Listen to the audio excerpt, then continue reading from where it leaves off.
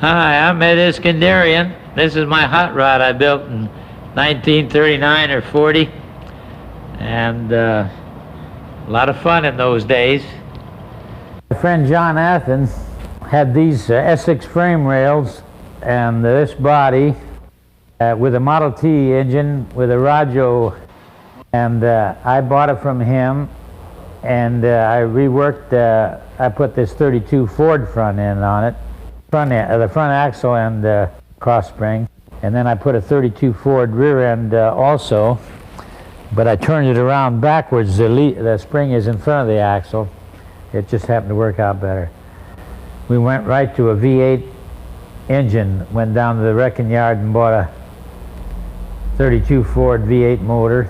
At first it was had a flathead Ford engine in it before I got these overhead valve heads.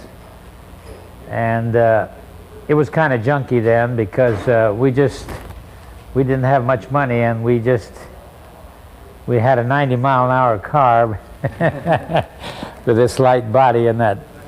So that was the cheapest way to get going. But later on, when I got a job, well, then I start doing a little better job on it. These are Maxi, M-A-X-I, and I think it's the brake company that used to make brakes for Fords too, and they made this F-head with overhead valve exhaust valves.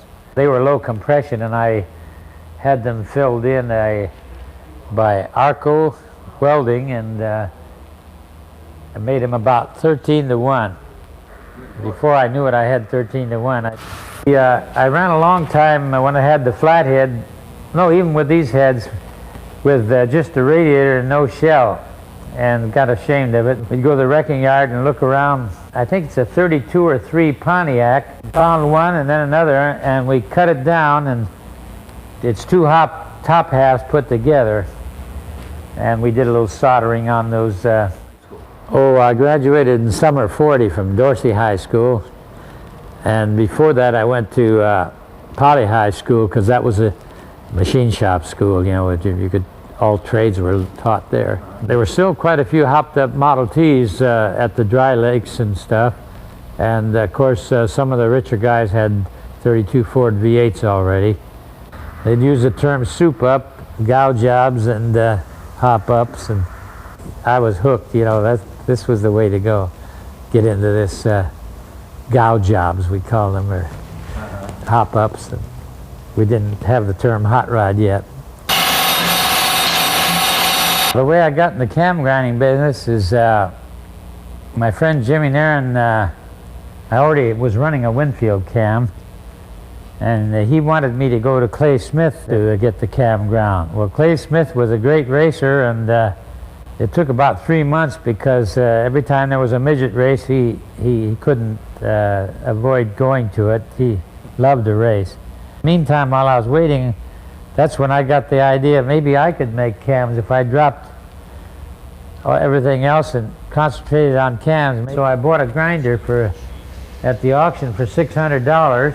It was a plain cylindrical grinder, so I had to make a cam grinding attachment for it, a rocker bar arrangement, and that took me several months to do that.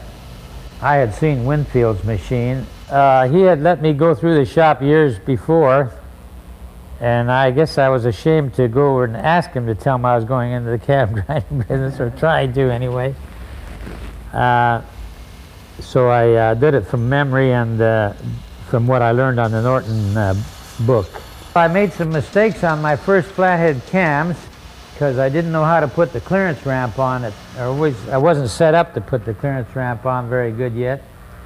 And I had a real noisy cam with a real slappy action on the flathead cam, and the first few people I sold them to, I was kind of ashamed because from a block away you could hear a 32 roadster coming with my cam in it because it was making so much noise.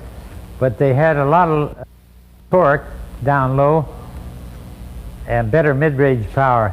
And when the NASCAR fellows got a hold of them on the flatheads back east and then south, they really loved those because they could jump into a little space if it opened up with the extra torque and pass cars where they couldn't with any of the other cams. But when Hot Rod Magazine came out, I missed the first issue, and then I put an ad in the second issue with a little, I couldn't say very much except winners use Iskendarian cams, because I didn't have any winners yet.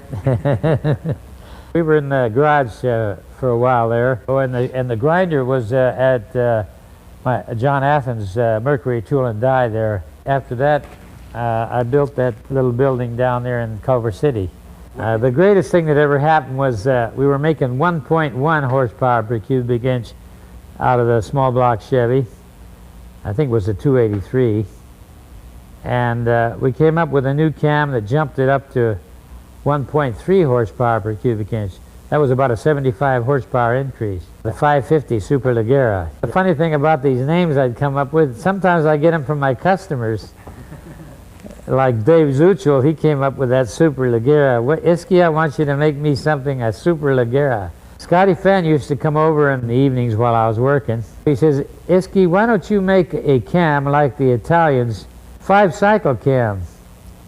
Wow, I said, that really sounds good. 4-cycle now becomes 5-cycle, that must be better. Right away I saw the significance and the